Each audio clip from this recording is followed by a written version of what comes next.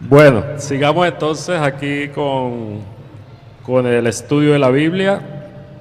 Aquí dice, mas, oh amados, versículo 8 del capítulo 3 de Segunda de Pedro, mas, oh amados, no ignoréis esto, que para con el Señor un día es como 1000 años, y 1000 años es como un día. Ahora, yo he escuchado, pastor, acerca de este versículo, o que algunas personas se basan en este versículo para decir que la creación pudo ser en 6000 años. Porque si para Dios un día es como 1000 años, el primer día fueron 1000 años, el segundo día fueron otros 1000 años. O sea, se basa en un versículo. ¿Qué opina usted de esto? Yo discrepo de esa idea porque la semana de la creación fue hecha para el hombre, no es la perspectiva de Dios. Claramente hay evidencias en Génesis 1 y en otras partes de la Biblia de que los días de la creación fueron días literales, no fueron 1000 años. Por ejemplo, dice fue la tarde y la mañana del día primero. Sería ridículo pensar en tarde y mañana si es un día que dura 1000 años. Además de eso, dice que Dios habló y existió. En el Salmo 33 no dice que se demoró 6000 años, habló y existió. Varias veces en el relato de la creación, después de que Dios creó algo, dice, y fue así. Es decir, es lenguaje inmediato. Y además de eso, el cuarto mandamiento deja muy en claro que los días de la creación fueron literales. Porque Dios dice, trabaja 6 y reposa el séptimo, porque Dios trabajó 6 y reposó el séptimo. Ahora, si los días no fueron literales en la creación, entonces, ¿cómo puede decirnos a nosotros que trabajemos 6 y guardemos el séptimo? Cuarto mandamiento indica que los días fueron literales. Pero para Dios, es que Dios tiene... Sí, ¿qué quiere decir el apóstol entonces Dios con esta comparación? Es decir, para Dios el tiempo no tiene ninguna importancia. Okay. En la esfera donde vive Dios, porque Dios es eterno. Un día para Dios es como 1000 años y 1000 años como un día, porque Dios está en la eternidad.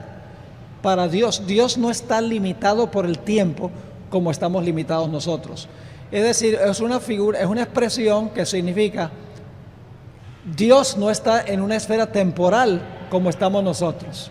Para Él, aunque el tiempo para Dios es importante, porque Él hizo la semana de 7 días, 24 horas cada día, Dios no está limitado por esa esfera, nosotros sí. O sea que para el Señor podría demorarse 1000 años en regresar y sería un día solamente. Para Él. Para Él. A lo mejor menos de un día. Sí, nosotros pensamos en la demora. Ay, cuán larga ha sido la demora. ¿Qué son 6000 años en el contexto de la eternidad? Sí, para Nada. Dios. En ese contexto que está hablando el apóstol Pedro. En ese contexto está hablando porque dice para Dios, dice aquí, más amados, no ignoréis esta una cosa, que un día delante del Señor es como 1000 años y 1000 años como un día. Es decir, el tiempo para Dios no tiene ninguna importancia en el sentido de uy, esto es largo, esto es corto. Y como hablábamos en nuestro tema de anoche, Dios tiene un calendario de eventos. Pero ese calendario de eventos tiene que ver con nuestro sistema de tiempo. Dios lo estableció en la eternidad, tomando en cuenta que íbamos a tener una semana de 7 días, 24 horas cada día, y que iban a pasar los meses y los años. Y Dios puso la fecha para el nacimiento de Jesús, para el bautismo de Jesús, para la muerte, su sepultura, su resurrección, el día del Pentecostés. Inclusive ha colocado una fecha para la segunda venida. Pero ¿qué son 6000 años para Dios en el marco de la eternidad? Es como nada comparado a la eternidad. Ahora, ¿esos 6000 años terminarán en el 2031? ¿O ese cómputo no se puede hacer? Porque se dice que hasta el diluvio hubo 2000 años que como que se puede contabilizar. Y del diluvio hasta Cristo hubo otros 2000 años, creo. Y de Cristo hacia acá, pues quedan 2000 años. Entonces muchos sacan cuentas, yo sé que usted ya ha hablado de eso, pero le da la cuenta que 2031. Pero en realidad esa cuenta se puede sacar apoyado en la palabra de Dios. Lo que pasa es que hay que hacer muchas conjeturas, hay que hacer muchas conexiones que son el resultado de razonamientos humanos, más bien de que basarse sobre la palabra de Dios. Dios no nos ha llamado a anunciar que el Señor Jesucristo viene en el año 2031. Dios nos ha llamado a predicar los mensajes de los 3 ángeles y a no ponerle fechas, ni tampoco decir vienen tantos años o no vienen tantos años. Sencillamente nos ha llamado a predicar los mensajes de los 3 ángeles. Así que colocar la fecha 2031 es un error, porque si Cristo no viene entonces en el 2031, o si viene antes, entonces los que profetizaron eso son falsos profetas, de los cuales habla Pedro. Sí, exactamente. ¿Qué ha pasado con Cristian? Cristian, ¿cómo era que se llamaba? El que predijo hace poco. Cristian Silva. Silva. Yo más o menos perdí el rastro de Cristian. Lo único que sé es que después que no se cumplió su profecía, él quemó los libros de la hermana sí, Juá. Sí, y algo antes así. usaba a la hermana Juá y después de eso se refería a ella como la falsa profetisa Jezabel y mandó a quemar todos los libros de la hermana Juá. Porque es mucho más fácil quemar los libros de la hermana Juá que admitir que se equivocó. Entonces él lo que hace es decir, la hermana Juá se equivocó, no yo. Él puede ser como un falso maestro que nació en la iglesia, ¿no? Es uno de esos falsos profetas, pero magnificados. Sí. Bueno, pero así queda, ¿no? Después pasa la fecha y ya no se sabe más de ellos. Y quizás por eso ahora se están colocando fechas más largas, ¿no? Como para no equivocarse, ¿no? Primero me muero antes que llegue la fecha o algo así, ¿no? Sí, me hace pensar del fundador de Family Radio familiar. Ajá. Tiene emisoras en sí, todos sí. los Estados Fue Unidos famoso. que profetizó que Cristo iba a venir en el año 2012 y puso una fecha exacta y la fecha pasó. Creo que era en octubre también, ¿no? Sí, en octubre y Cristo obviamente no vino, entonces resultó ser falso profeta. Por eso es que Dios dice no pongan fechas y algunos dicen, bueno, pero la iglesia adventista ha fijado fechas. Y como mencionaba anoche, la iglesia adventista nunca ha fijado fechas para nada, porque en 1844 no había iglesia adventista, la iglesia adventista organizada. no existía, es que ni siquiera organizada o desorganizada.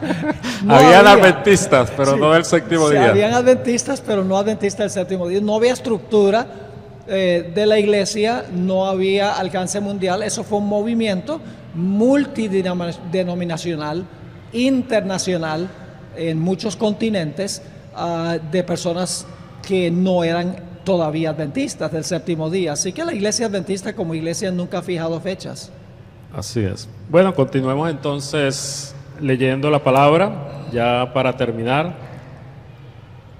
El versículo 9 dice, el Señor no retarda su promesa según algunos la tienen por tardanza, sino que es paciente para con nosotros, no queriendo que ninguno perezca, sino que todos procedan al arrepentimiento. Pero el día del Señor, dice el versículo 10, vendrá como ladrón en la noche, en el cual los cielos pasarán con gran estruendo, y los elementos ardiendo serán deshechos, y la tierra y las obras que en ellas hay serán quemadas. Esta parte de que el Señor vendrá como ladrón en la noche quiere decir, siempre lo hemos dicho, que la gente no va a estar preparada para recibirlo, ¿no? Lo va a agarrar por sorpresa. ¿Quiere decir eso que el adventismo irá en decadencia a través de los años? Bueno, va a haber un remanente de la iglesia adventista que finalmente se va a salvar. La hermana White dijo que no hay uno en 100. No hay uno en 100. 100. En otras partes decía que no hay uno en 20. El zarandeo va a dejar en la iglesia a los que son realmente fieles. Son los que van a cumplir la misión final en el mundo. No por eso significa que debemos ir a formar un grupo independiente, ¿no? Porque Dios ha establecido la iglesia adventista en todas partes del mundo para proclamar el mensaje de los 3 ángeles, para que en todas partes del mundo haya un remanente fiel. Pero ¿qué pasará? ¿El mensaje no se escuchará o será que será tampoco los adventistas que no? Porque si el mundo lo va a tomar por sorpresa, es porque no han escuchado de la venida de Jesús, o no se la han predicado, o no han querido entender. No necesariamente, puede ser que hayan escogido ignorar las señales, ignorar el mensaje. Al y no igual que creerlo. pasó con Noé. Sí, igual que con Noé. Noé predicó, todo el mundo supo el mensaje, pero decidieron ignorar y rechazar el mensaje. Así que lo mismo va a pasar en relación con el cierre de la gracia. Dicho sea de paso, la venida como ladrón se debe entender de dos maneras. En los días de Noé, primero se cerró la puerta y luego pasaron 7 días y vino la destrucción. Los que estaban fuera del arca durante esos 7 días no sabían que estaban perdidos. No entendieron que estaban perdidos, según dijo Jesús. ¿Cuándo se dieron cuenta que estaban perdidos? Cuando comenzó a llover. De la misma manera, la puerta de la gracia se va a cerrar para el mundo antes que Jesús venga. Y va a pasar un tiempo. Y los perdidos no van a saber durante el tiempo de angustia que están perdidos. ¿Cuándo se van a dar cuenta que están perdidos? Cuando Cristo venga en las nubes y ya será demasiado tarde. Así que la venida del ladrón está cuando llega el ladrón a medianoche y todos están durmiendo, están inconscientes de que el ladrón vino. Pasa la noche y cuando se dan cuenta que el ladrón vino, cuando se despertaron por la mañana, pero era demasiado tarde. 2 etapas de la venida del ladrón. Uno, cuando llega, todo el mundo durmiendo, pasa un tiempo y luego se dan cuenta que vino el ladrón. Y así va a ser en relación con la venida del Señor. Pero entonces la misión de la iglesia es predicar, aun cuando no sea escuchada. La misión de la iglesia adventista es proclamar los mensajes de los 3 ángeles. No es predicar el evangelio. No es predicar el evangelio. No es solo predicar el evangelio. Porque el mensaje del primer ángel... O el evangelio para esta hora es el mensaje de los 3 ángeles. Sí, porque el mismo mensaje del primer ángel dice habla del evangelio eterno. Vi un ángel volar por el medio del cielo que tenía el evangelio eterno para predicarlo a los que moran en la tierra, a toda nación, tribu, lengua y pueblo. Y a veces se paran ahí, dice, la misión de la iglesia es ir y llevar el evangelio al mundo. Pero el mismo mensaje número 1 dice, diciendo en alta voz, teme a Dios, dale gloria, porque la hora de su juicio ha llegado, adora al Creador. Y luego el segundo mensaje, sal de Babilonia si estás allí. El mensaje del tercer ángel, no adores la bestia ni la imagen, ni recibas la marca. Todo eso es el mensaje de la iglesia adventista. Por eso nosotros existimos. Pero nos quedamos en la parte del evangelio solamente. Nos quedamos solamente en el evangelio de los evangélicos. Que usted llama el lugar santo. Cristo murió en la cruz, nos salvó y gloria a Dios y todo lo dejamos ahí. No. La iglesia adventista no puede pararse solamente con predicar el evangelio como lo predican las otras iglesias cristianas. Pero eso es lo que está pasando. ¿Nos estamos convirtiendo en una iglesia evangélica? Evangélicos del séptimo día. Okay. Ahora, no podemos tampoco generalizar, ¿verdad? La iglesia es fuerte en algunas partes, más débil en otras partes. Lo más interesante es que en las zonas tal llamadas desarrolladas es que se ha enfriado más el mensaje adventista. Lugares como Norteamérica, como Europa Occidental, Australia, son lugares donde se ha enfriado en gran medida el mensaje de la iglesia adventista y se ha perdido mucho la visión de la iglesia. ¿Y usted cree que es porque no se predica el mensaje completo o es por la misma situación de comodidad en que la gente vive? Yo creo que la gente está sufriendo de lo que mencionó Jesús. El siervo dijo, el Señor tarda su venida.